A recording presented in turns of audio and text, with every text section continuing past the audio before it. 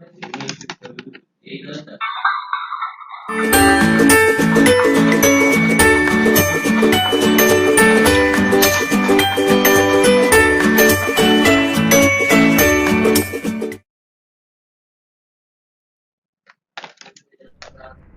participants. You are welcome to this course in 302. I remain your facilitator, Professor Isaac Shamani Rabo Goodsongs. Today,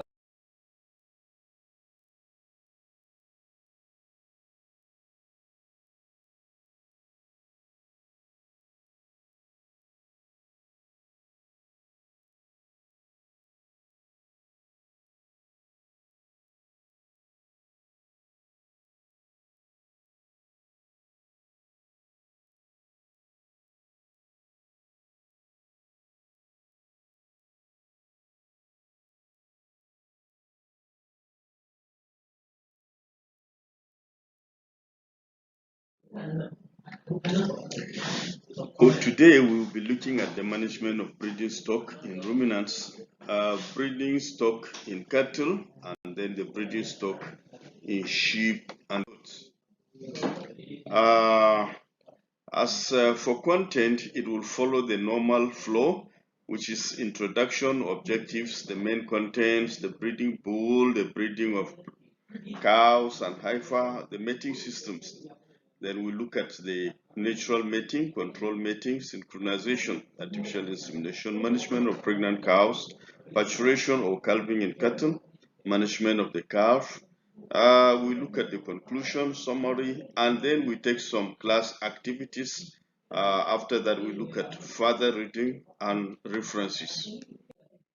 By way of introduction, the success of any farm animal production lies in the ability to reproduce good quality traits which form the basis for selection and breeding to achieve the objectives of production. The male as well as the female are important because each of them provide half of the inherited characteristics of the offspring. Therefore, the stockman, i.e. the farmer, must accord good care for the breeding stock in farm animals. By way of objectives, at the end of this unit, you should be able to discuss how to take care of a bull meant for breeding in cattle farm. Discuss how to take care of a cow or heifer used for breeding in a cattle farm. Determine the best age to use breeding stock in a cattle farm. Recognize the heat period of a cow or a heifer. Identify a pregnant cow. List the management tips required for a good husbandry of a bull and cow. The management of breeding bull. Breeding bulls are those used to mate the cow or heifer, young female cow. Below are measures for effective management of breeding bull. They should be kept alone in a pen to prevent indiscriminate mating. The bull must not be used more than twice a week to prevent being overused and the frequency drops as the bull ages.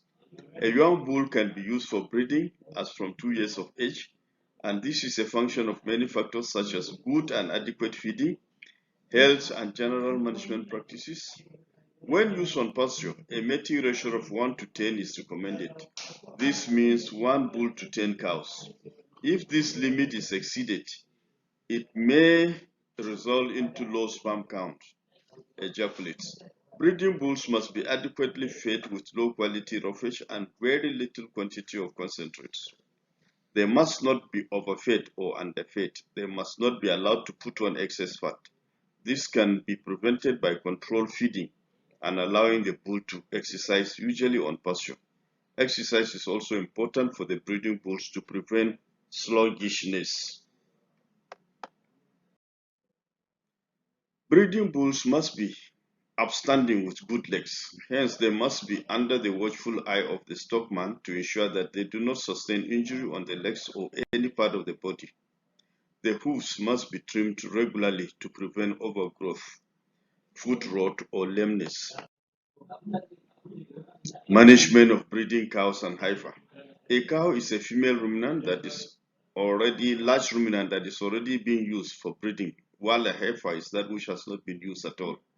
Like the bull, the cow must be adequately fed with good quality feed, water in a barn or house. Female cattle are often kept together but separated as the need arises for mating.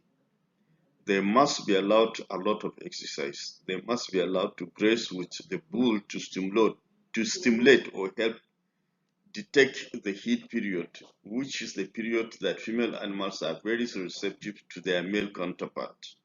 Prior to this period, the cow can be given feed in form of concentrate to enhance conception rate. This act is called flushing. The heat period of a cow lasts for about 17 hours and it repeats itself every 21 days except if pregnant.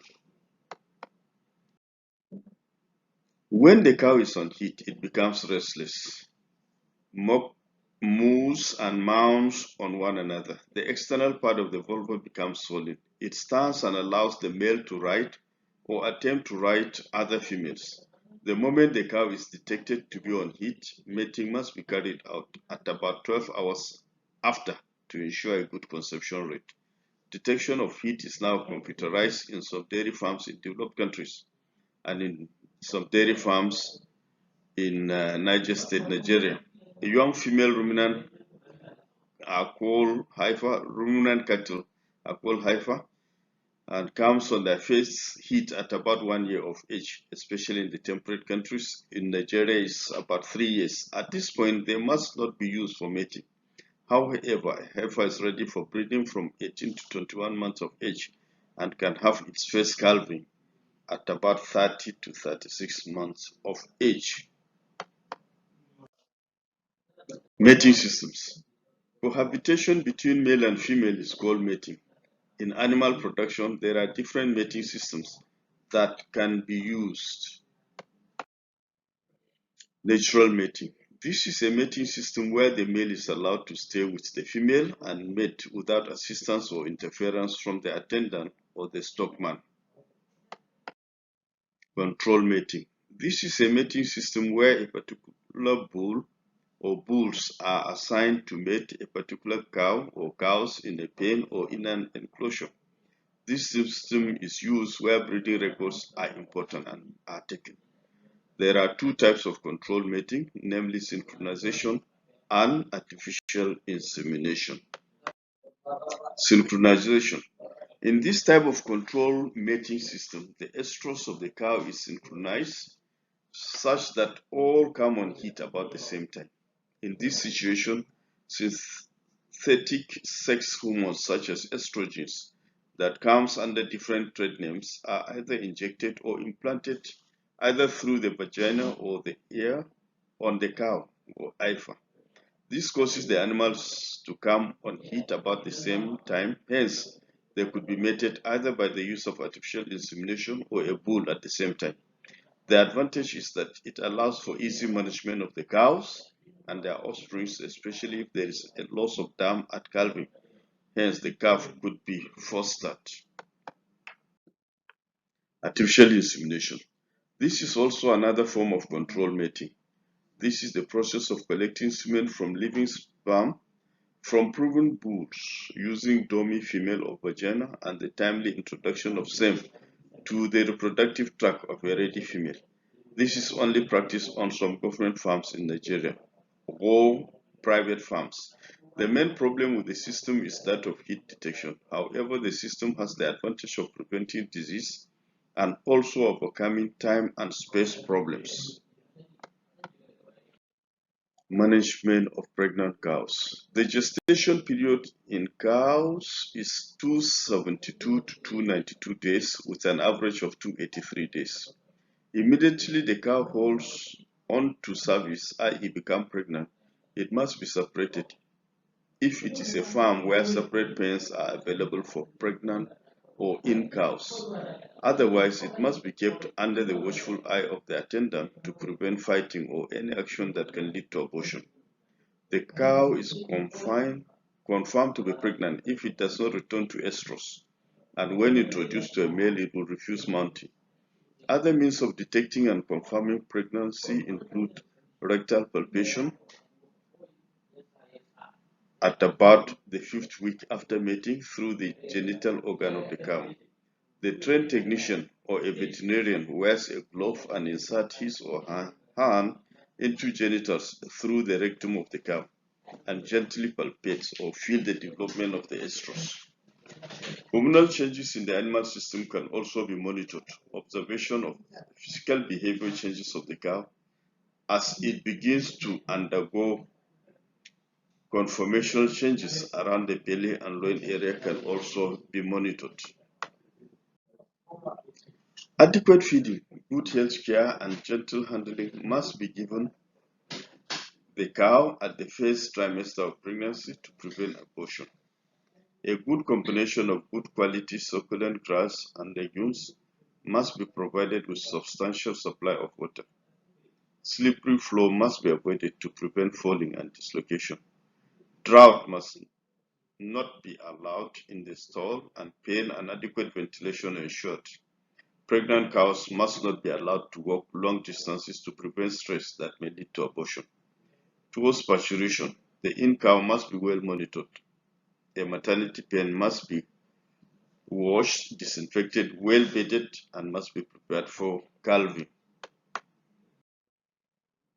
At about the 272 days of pregnancy, an in-cow is ready to calve.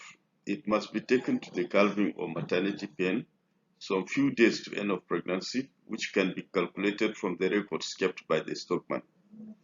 If calving must be done on pasture, a clean, quiet, secluded place must be prepared for it while the stockman watches, in case assistance is required.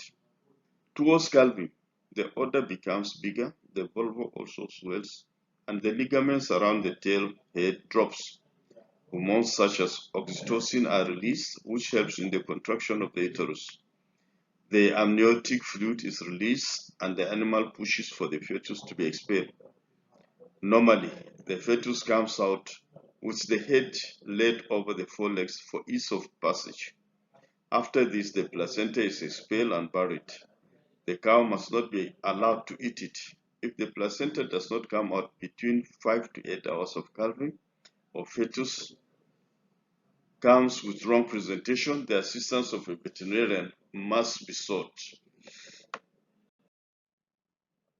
In this part of the world, the cow licks the calf immediately after calving to stimulate the lungs to respiratory action, whereas in advanced world, this trait has been bred from the animals. The cow must be cleaned by washing the vulva and the calf separated from the mother, where such facilities exist in the farm.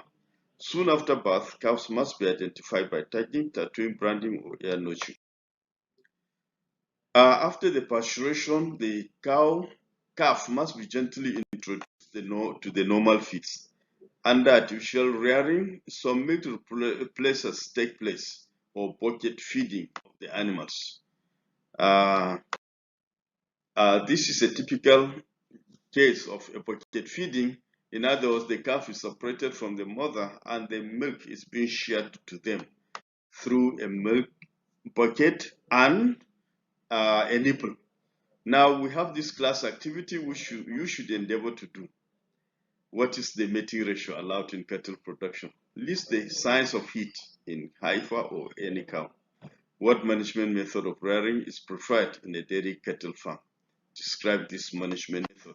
Please do this. In conclusion, in this unit, the importance of good management for the bull as well as the cow or heifer were highlighted.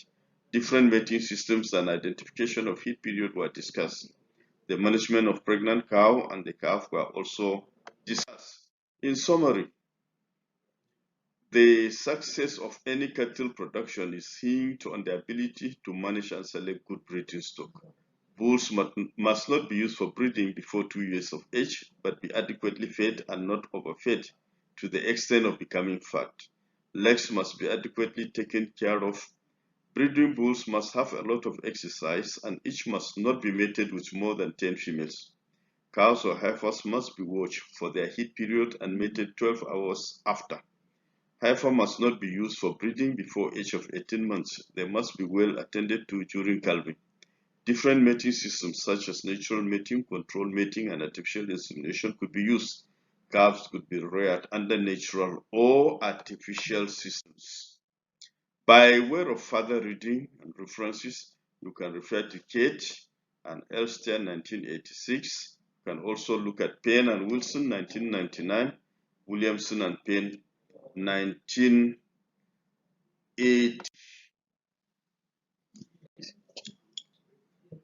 Thank you.